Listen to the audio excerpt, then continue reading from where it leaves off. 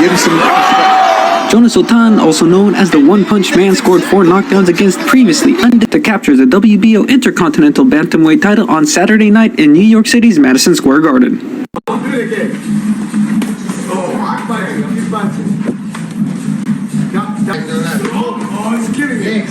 Alright, jab. Yes.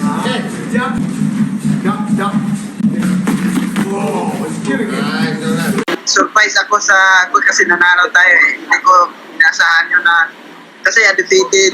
Before had won his first 14 fights by knockout, never fighting beyond the 6th round. Medyo mahigpit. Talo-talo daw muna Brad. Jonas Sultan, pabanggain ang dating sparring partner. Matapos mabakante ng mahigit 1 taon, ay muling babanat si dating 2-time world challenger Jonas One Punch Soro Sultan kontra sa dating kasparing partner na si American-based Japanese prospect Katsuma Equity Haponisito Akitsugi sa 10th round bantamweight bout sa Hulyo 12 sa Save Mart Arena sa Fresno, California. Naging kasuntukan ng tubong tambilisan sa Buanga del Norte ang unbeaten Japanese boxer sa kanyang preparasyon kontra Rico Masuda na nagtapos sa first round knockout pabor sa Katunggali noong Pebrero 24, 2024 sa Kogogokan Hall sa Tokyo, Japan. Sa naturang laban, ipinatawan ng Games and Amusement Board tabs Jonas ng 1 taong suspension sa paglalagay sa blacklist status matapos suwayin ang hindi otorisadong laban kontra American Frank Gonzalez noong Setyembre 6, 2023 at Masuda. Binigyan lamang ito ng go signal ng CAF nitong Marso, kaya sabik ito sa pagbabalik sa bakbakan na sisiguraduing ipagpatuloy ang kagustuhang makabalik sa mas mataas na rankings tungo sa panibagong sabak sa world title fight.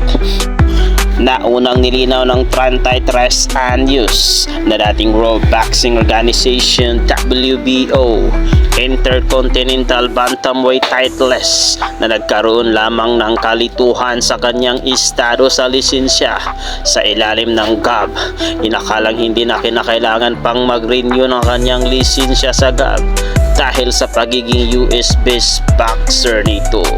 Minsan itong lumaban para sa International Boxing Federation IBF Super Flyweight title sa kababayang si Jerwin Prettyboy ang kahas noong Mayo 26, 2018 sa Save Mart Center sa Fresno, California na nagtapos sa 12 round unanimous decision pabor sa huli, habang muling kinapos sa 12 round decision para sa WBO Interim Bantamweight title ni Paul Butler noong Abril 22, 2022 sa M&S Bank Arena sa Liverpool, England. Puntiriyang manatili sa 118 pounds ng dating regional multi-champion sa ilalim pa rin ng Viva Promotions kung saan mabibigat na kampyon mula Japan na pinamumunuan ni rising Japanese titleist at unbeaten World Boxing Council WBC Junto Nakatani. Gayon din sina World Boxing Association WBA Siya Tsutsumi, WBO Yoshiki Taki at IBF Ryosuke Nishida. Sa kabilang banda, mayroong 12-0 record si Akitsugi kasama ang 3 panalo mula sa KO na pinabagsak ang dating Pinoy World Challenger na si Aston Mighty Palikti sa pamamagitan ng 6th round KO noong Disyembre 11, 2024 sa Pro Box TV Event Center sa Plant City.